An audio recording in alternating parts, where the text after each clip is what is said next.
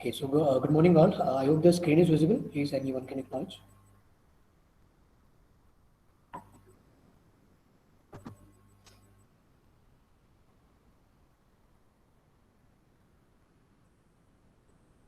Is the screen visible?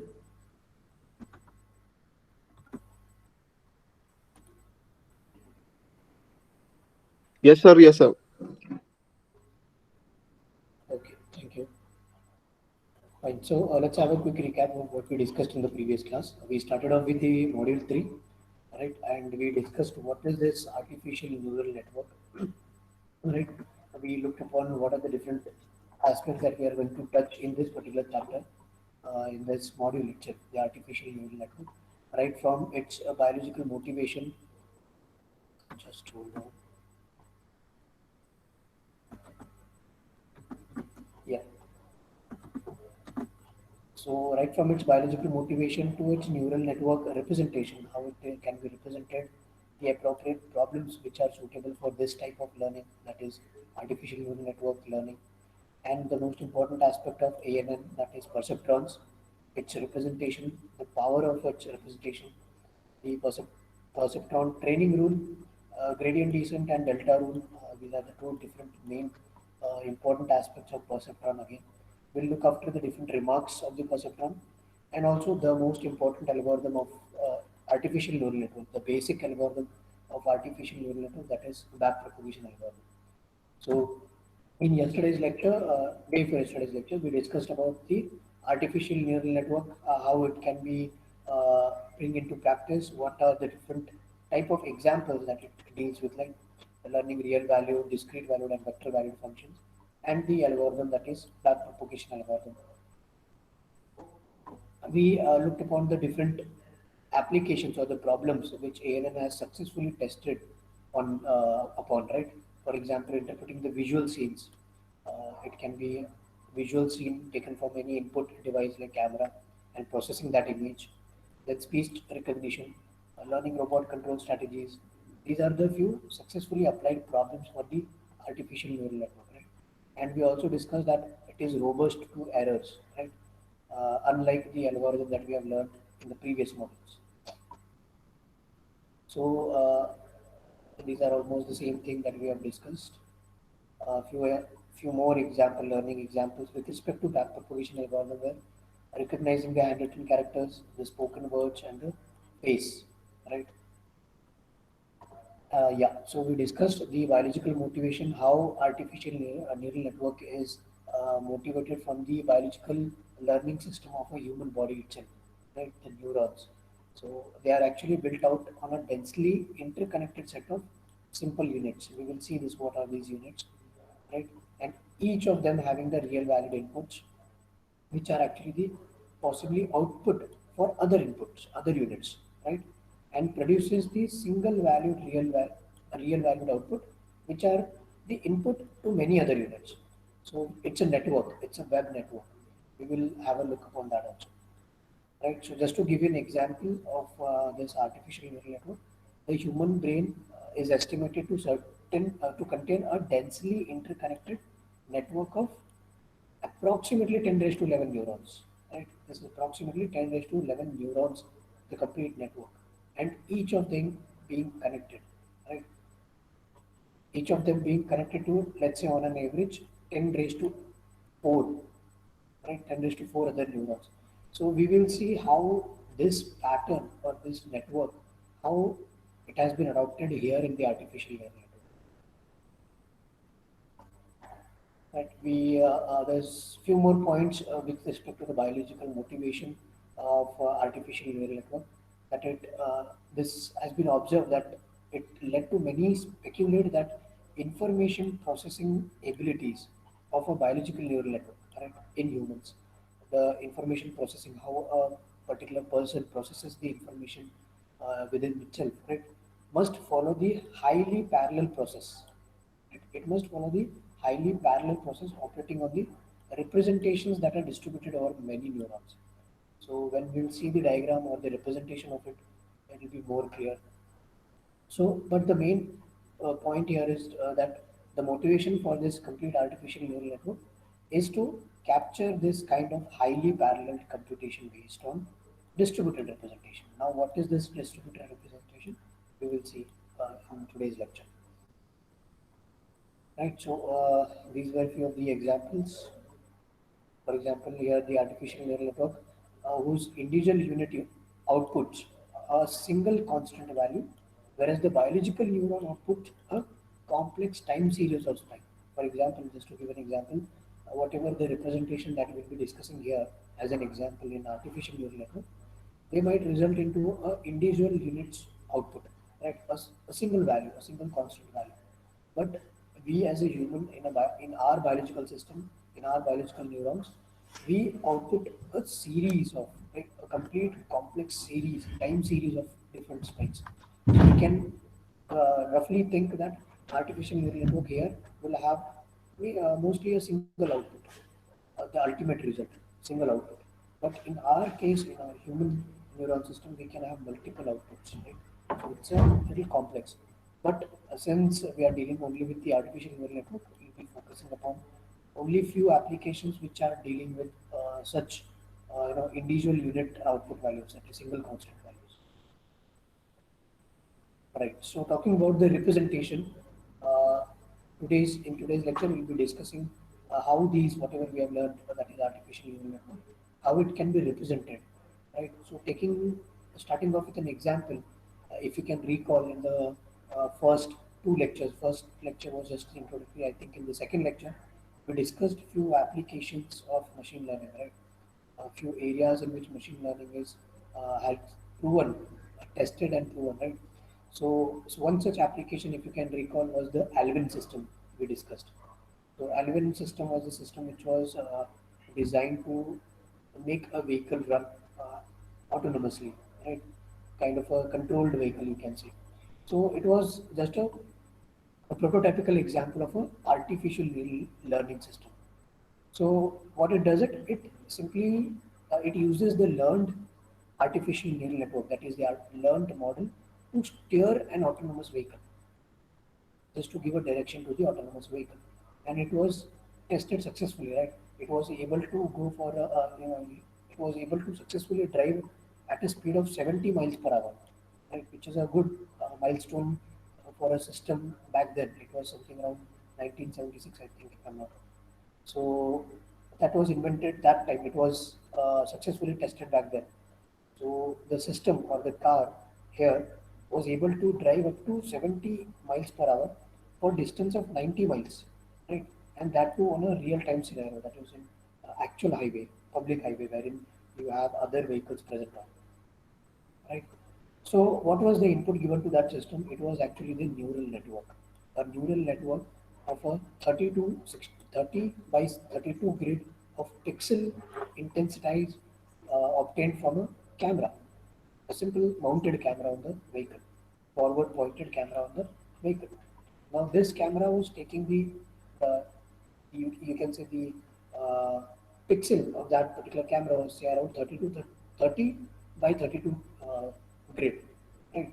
So that comes around 960 pixels, right? Around 960 pixels. So our job was to process those 960 pixels and come up to a conclusion that what is the direction that the vehicle has to take, whether it is left or right or straight. If it is left, how much left? If it is right, how much degree right, and so on. Right. So the output was the direction in which the vehicle has to steer. Now, this particular artificial neural network, it was trained to mimic the observed steering commands. Observed steering commands means the observed steering commands given by a particular person or a human driver, right? So this was given as the training for this particular artificial neural network. Now, this observed steering commands of human driving that particular vehicle, the complete training process was approximately taking 5 minutes. Now you can imagine that a system or whenever a program, when a program takes 5 minutes to execute, right? So it has to be really a complex program, right?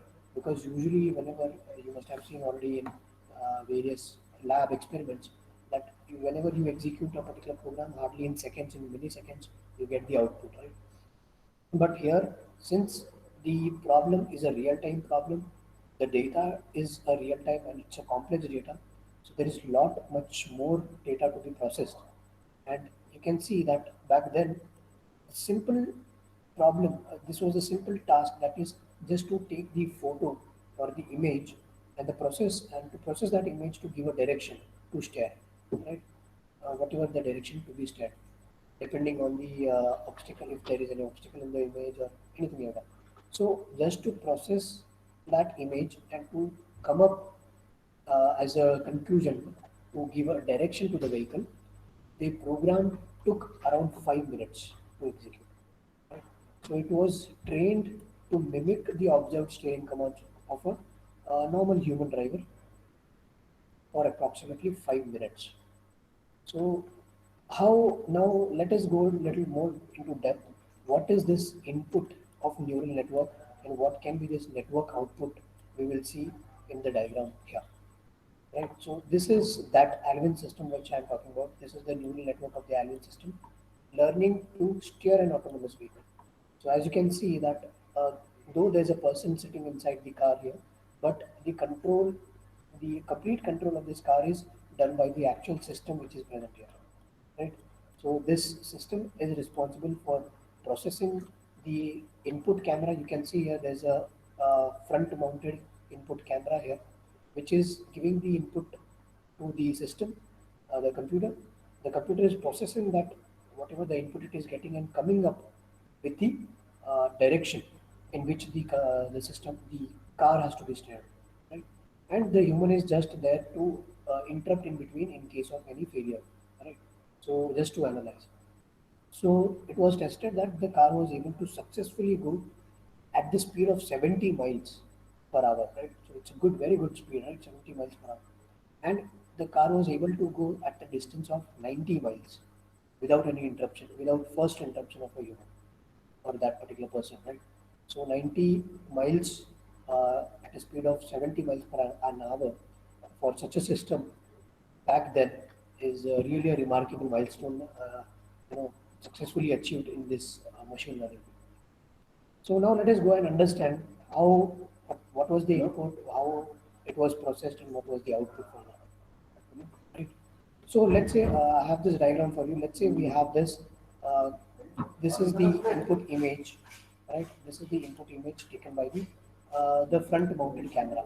Okay, a very basic image, a hypothetical situation. Let's say we have a road and we have a tree besides the road. So not much to concern, but still, let's say this is the basic, very basic image. And you can see here there's a box on the left top corner and right top corner, which basically indicates that this is one pixel. Okay, so this is one pixel, this is one pixel, this is the leftmost left top pixel, this is the right top pixel. So we have 30 by 32 sensor input retina, the camera. So you can say that maybe 30 here and let's say 32 here. Okay, so total we have around 960 pixels. Now these are just two pixels. Let's say let's name it this pixel 1, this is pixel 2. So like this we have 960 pixels and each pixel is connected to one more unit. This is a unit, this one circular node you can say is one unit, right? So every pixel is connected to that one unit, and like that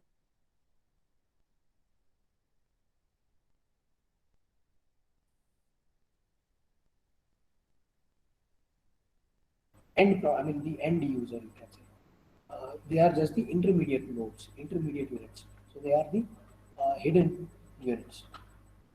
Now input is the image. We have another hidden unit in between, and at the output we have few set of units again, which are let's say we have 30 units. So we have 30 units like this lined up, and every hidden unit is giving some kind of data, some kind of input to the every output unit. Right? So four hidden units are giving input to 30 more output units. Now, what are the 30 units? Let's say the first unit. that is the first node here, it represents the sharp left turn. Okay, this is just a hypothetical situation. Let's say this value of this first output unit is the sharp left. Let's say you can say 90-degree left, sharp left, and so on. It decreases, the degree of turn decreases, and let's say the middle node, maybe the 15th node or 16th node, it is slightly straight ahead. Okay, so the instruction is just to go straight ahead.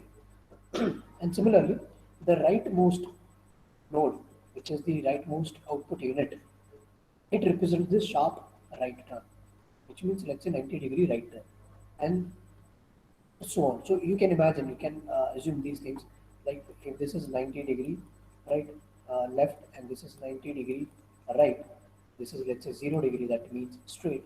So in between, the remaining nodes are in between those values, right? So these are the ultimately the output, which is the instruction to the system that in which direction the steering has to be done. Now, this was the this particular diagram, this representation is denotes the neural network representation. This is the illustration of how a neural network can be represented.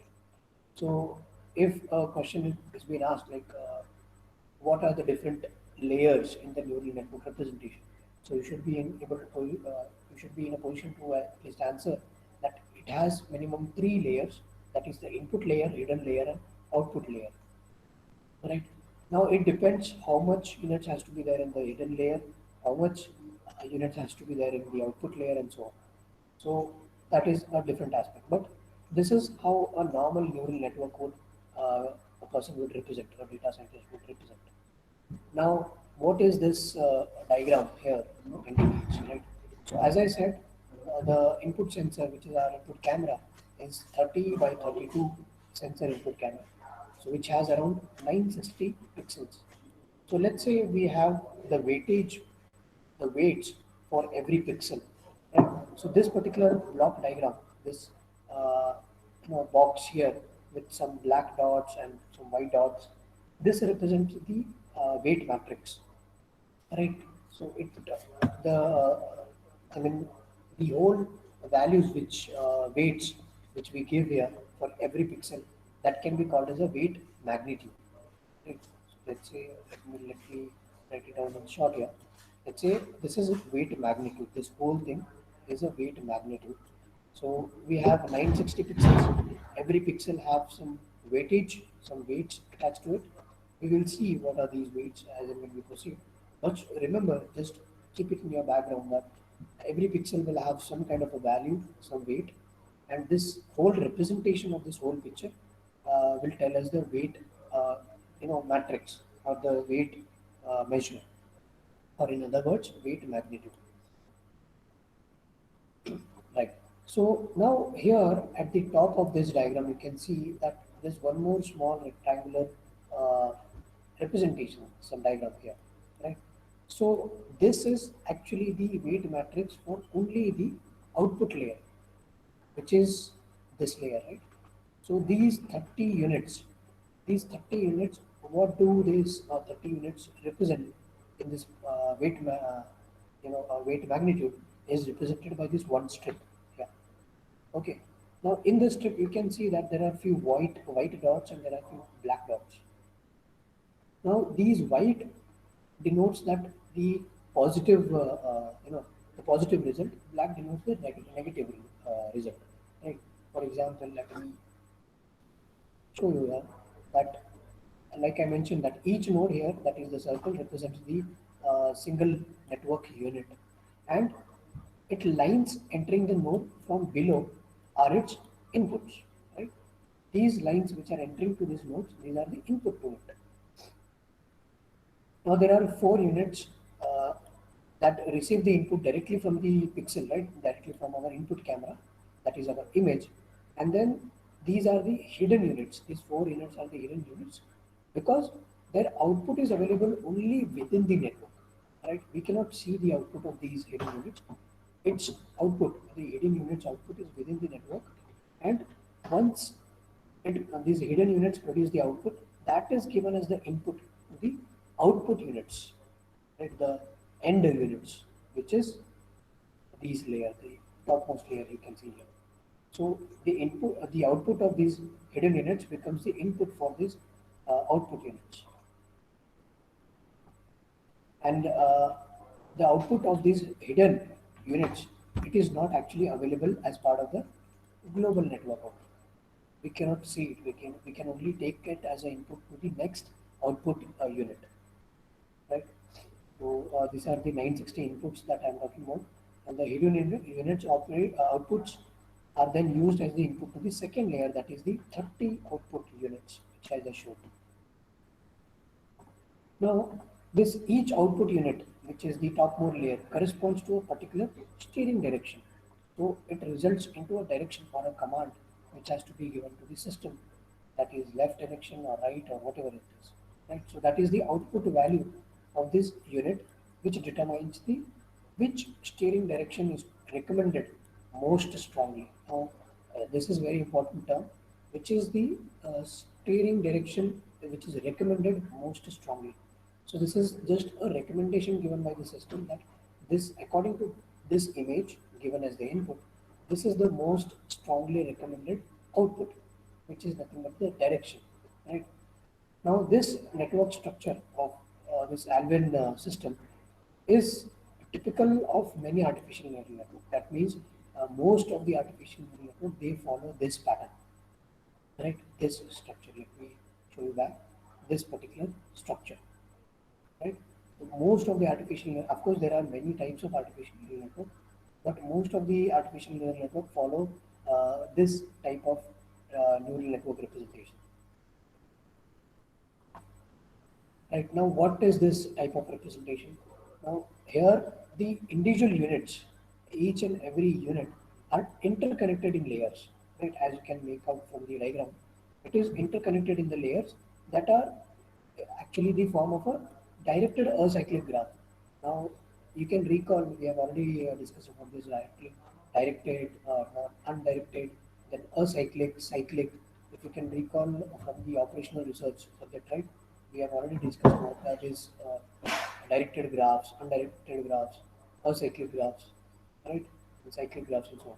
So this representation of artificial neural network, it is actually the form of a directed acyclic graph. Right? Please remember this thing. So most of the network structure in the artificial neural network, please mark this word most.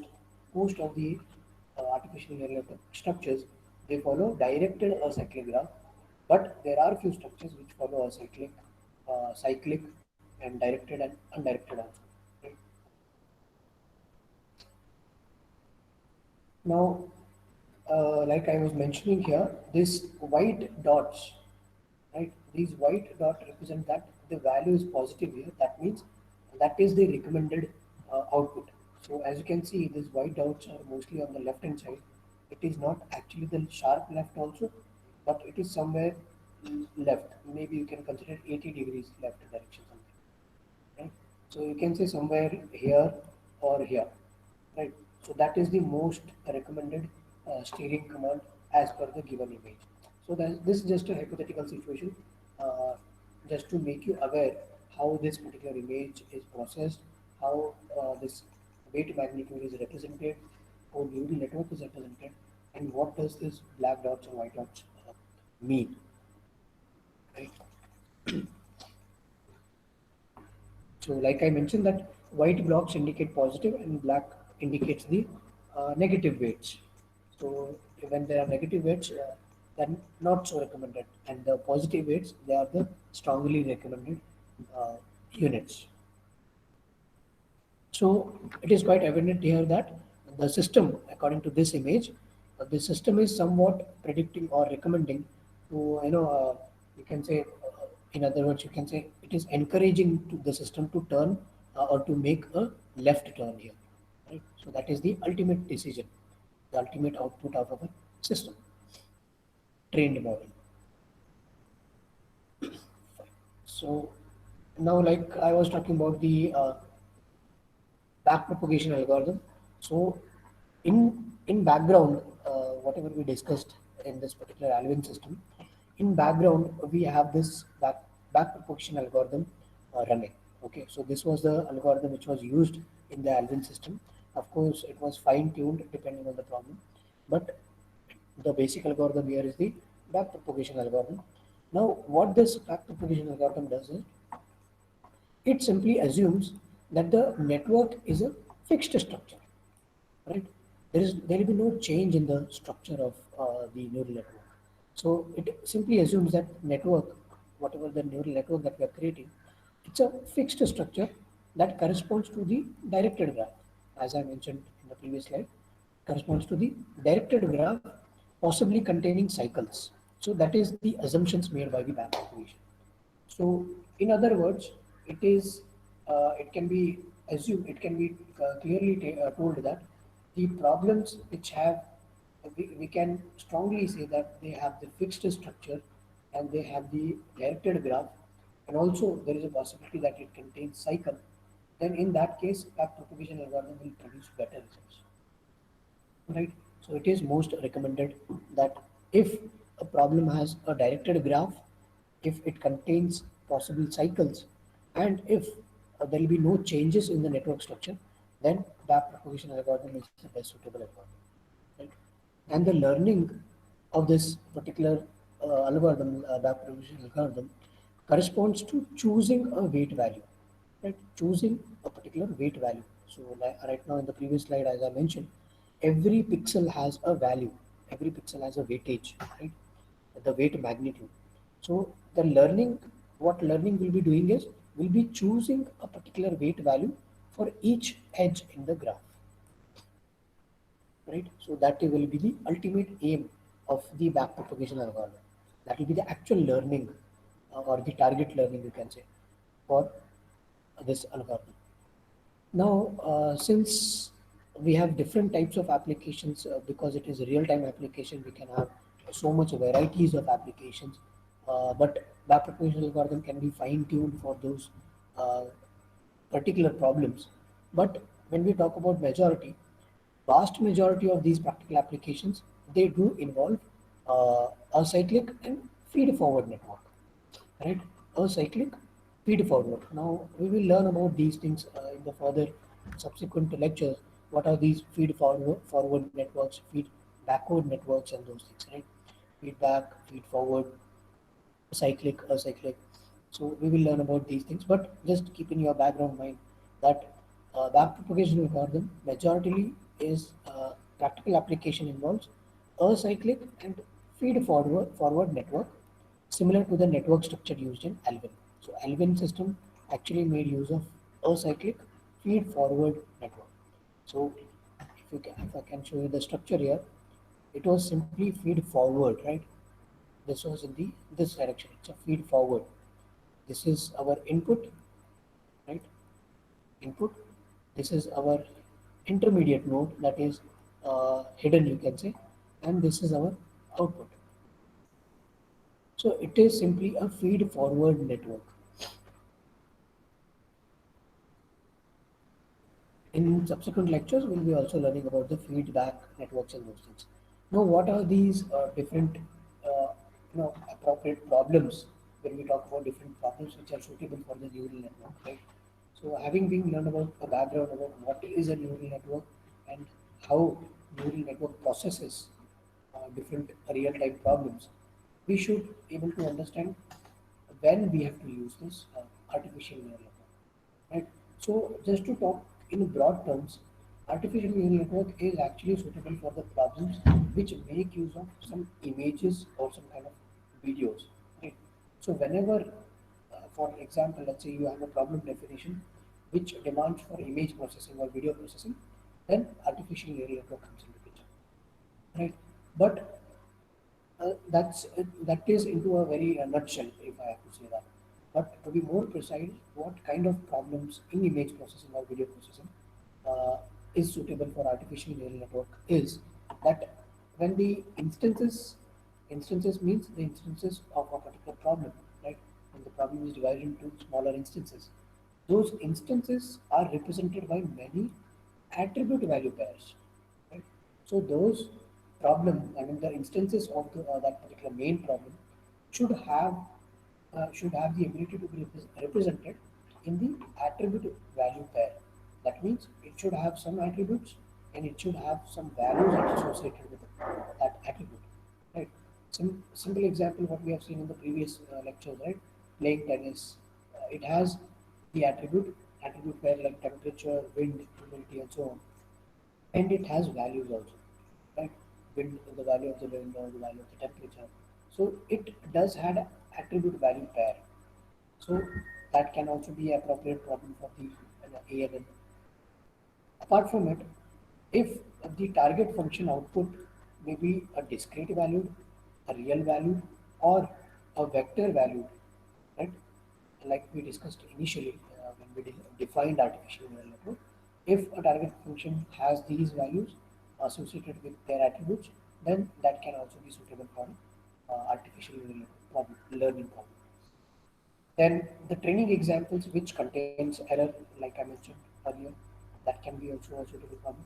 Then the long training times are acceptable, right? For example, let's say you have few real-time problems which take a lot of time to train a particular model.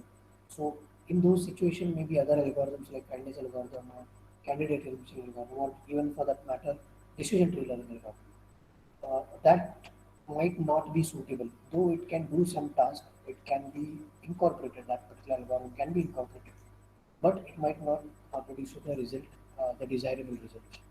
Right? But if the training time is really long duration, then in that case, artificial neural network can be a good choice. So long training times are accepted. Like I give you the example of Alvin system, right? When it was executing, imagine that the program was executing for continuous 5 minutes, right? So it's a very huge time for a program to get executed,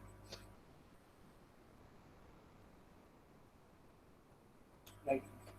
Uh, few more different problems, type of problems which can be suitable for artificial neural networks, like a fast evaluation of learned target function, right? When there is a fast evaluation of learned target function, whatever the target function is, for example, learning to recognize a handwriting or learning to recognize a speech, right? So when there is a fast evaluation of that, we have to process that data fast for that particular learned target function, then in that case also a neural network can come ahead. So that is also one of the problem appropriate, which can be appropriate for ANN. The another aspect of artificial neural network where it can be useful is problems which has the ability of humans, the ability of a particular human to understand the learned target function, right? The ability of humans to understand the learned target function is not important, right? For example, let's say it is not important for a person to whether that the system correctly identifies the handwriting or not, or a particular remote control car can be perfectly is that remote control car perfectly trained or not, right? So it's not so important for that particular human to understand the learned target function. Instead, what is important is just the output. What is the decision that has to be taken? For example, here, that the left steering or the right steering, that is important.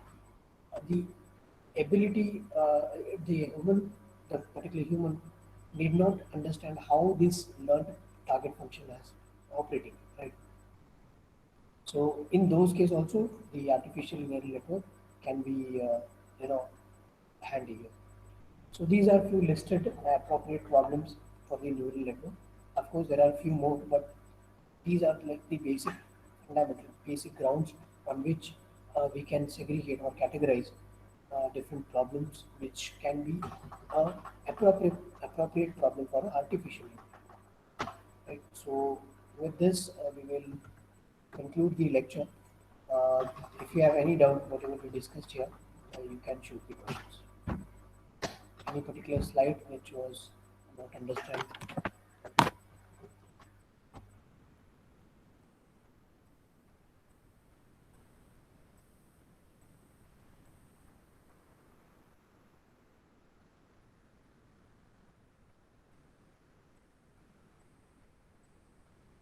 Yeah, anybody, any kind of doubt?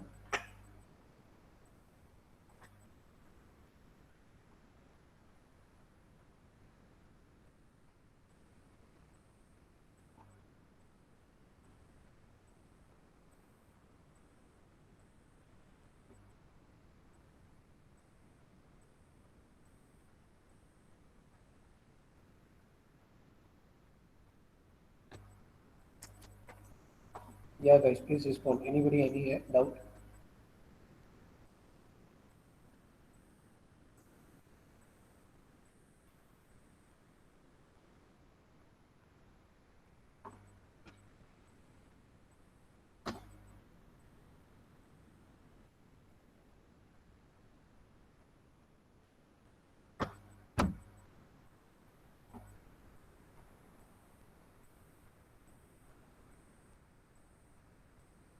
Guys, please have the courtesy to at least respond that whether you have a doubt or no.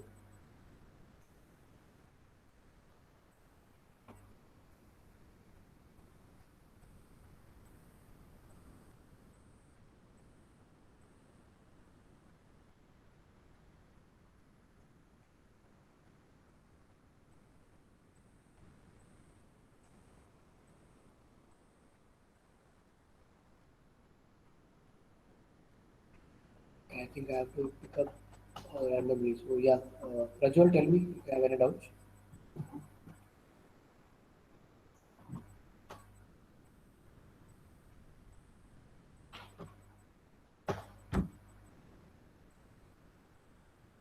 Thank you, Amrita and Mudarif. Okay, let's. Okay, thank you, Disha.